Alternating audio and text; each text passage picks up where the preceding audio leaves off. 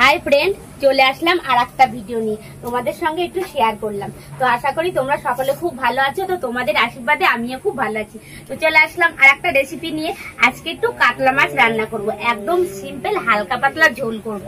आलू तो एकदम सिम्पल हालका पातला झोल करब आलू दिए। कातला माछगुलो देखो एकदम 1.5 किलो साइजेर, माने 1.5 किलो ओजन, माने गोटा कातला बाबा आजके निये एसे एखान थेके कयेक पिस रेखे दिएछि और पुरोटाई किन्तु रान्ना करब एकदम लोकाल। এই দেখো জ্যান্ত কাতলা। তো চলো বেশি কথাই আসবো না। তো কাতলা মাছগুলোকে সবার প্রথমে লবণ হলুদ মাখিয়ে রান্না করব। তো পরিমাণ মতো লবণ দিয়ে দেব আমি। আর ওদিকে কড়াইতে তেল গরম করতে বসিয়ে দিয়েছি। তো এবার হলুদ দিয়ে দিলাম। তো লবণ হলুদ দিয়ে ভালো করে আস্তে আস্তে এইভাবে আমি মাছগুলোকে মাখিয়ে নেব আগে, যাতে লবণ হলুদটা মাছের মধ্যে ঢোকে। 1.5 কিলো ওজনের মাছ, আবার দেখেছো কি বড় বড় পিস করে এনেছে। ওখান থেকে কিন্তু বাবা পিস করে কেটে এনেছিল।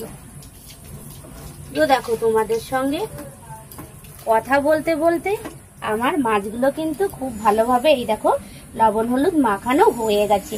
তো চলো মাছগুলো এবার ভেজে নিই, আর আশা করি তোমাদের ভালো লাগবে। তো তেলটা ভালোভাবে গরম হয়ে গেছে, এবার আমি মাছগুলো ভেজে নেব। একদম ভালো করে ছাকা তেলে একটু কড়া ভাবে ভেজে নেব।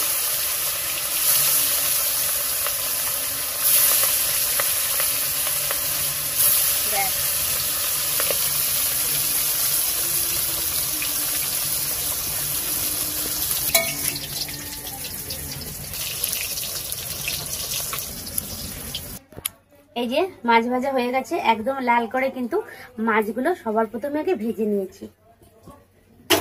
তো ওই মাছ ভাজা তেলের মধ্যেই, তেলটা গরমই আছে, মাছ ভাজা তেলের মধ্যেই দেখো গোটা জিরে, গরম মশলা আর একটা শুকনো লঙ্কা 2 খণ্ড করে নিয়েছি। তো চলো এই যে দিয়ে দিলাম। তো গোটা জিরে গরম মশলাটা একটু গোটা জিরে গরম মশলাটা ভালো করে, তো ভালোভাবে ভাজা হয়ে গেছে গোটা জিরে গরম মশলা আর এলাচ। এদিকে দেখো আলুটা কেটে নিয়েছি এই যে লম্বা লম্বা করে। এবার আলুগুলো দিয়ে দেবো। আলুগুলো দিয়ে দিলাম একটু। এবারে আলুটা ভালো করে ভেজে নেব। একটু পরিমাণ লবণ দিয়ে দেবো, পরিমাণ লবণ দিয়ে আলুগুলোকে আগে প্রথমে ভেজে নেব।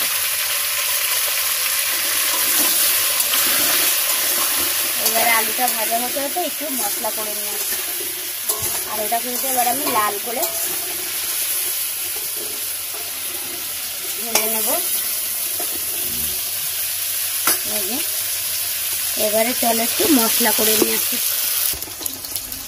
তো দেখো আলুগুলো ভালো করে আমার লাল করে ভাজা হয়ে গেছে। এদিকে মশলাটাও করা হয়ে গেছে।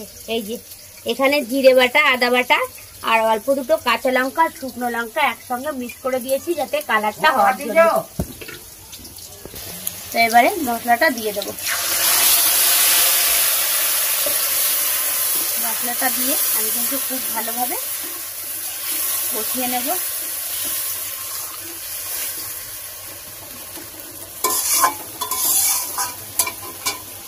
কিছুক্ষণ কষিয়ে নেবো এইভাবে ভালো করে।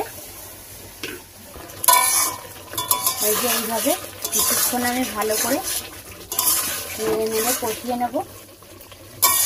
কষানোটাই কিন্তু মেন, যত কষাবে ততই যে কোনো রেসিপি খেতে সেই টেস্ট স্বাদ বেড়ে যায়।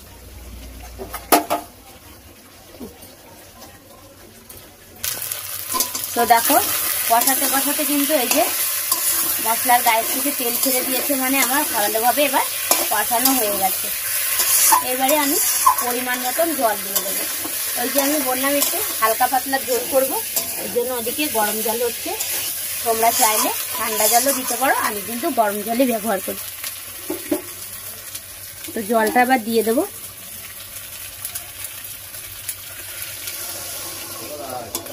পরিমাণ মতন জল দিয়ে দিলাম। একটু হালকা পাতলা ঝোল করব। তো জল দেওয়া হয়ে গেছে পরিমাণ মতন। এবার একটু হালকা করে হলুদ দিয়ে দেবো। এবার ভালোভাবে ফুটে উঠলে ভেজে রাখা মাছগুলো আমি দিয়ে দেবো।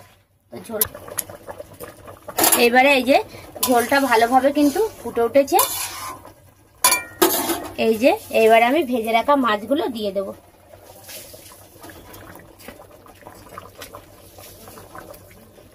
ভেজে রাখা মাছগুলো এইভাবে দিয়ে দিলাম সাজিয়ে। আরো কিছুক্ষণ মাছ দিয়ে ভালোভাবে ফুটে উঠলেই আমার ঝোলটা কিন্তু তৈরি হয়ে যাবে। আর এই যে কয়েক পিস বেগুন ছিল ভেজে রেখেছি, এটাও আমি দিয়ে দেবো মাছের উপর দিয়ে।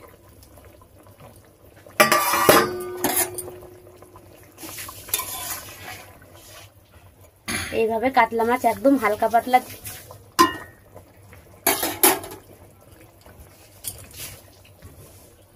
এইভাবে কাতলা মাছ হালকা পাতলা ঝোল করলে খেতেও ভালো আর শরীরের পক্ষেও খুব ভালো হবে, ক্ষতি হবে না।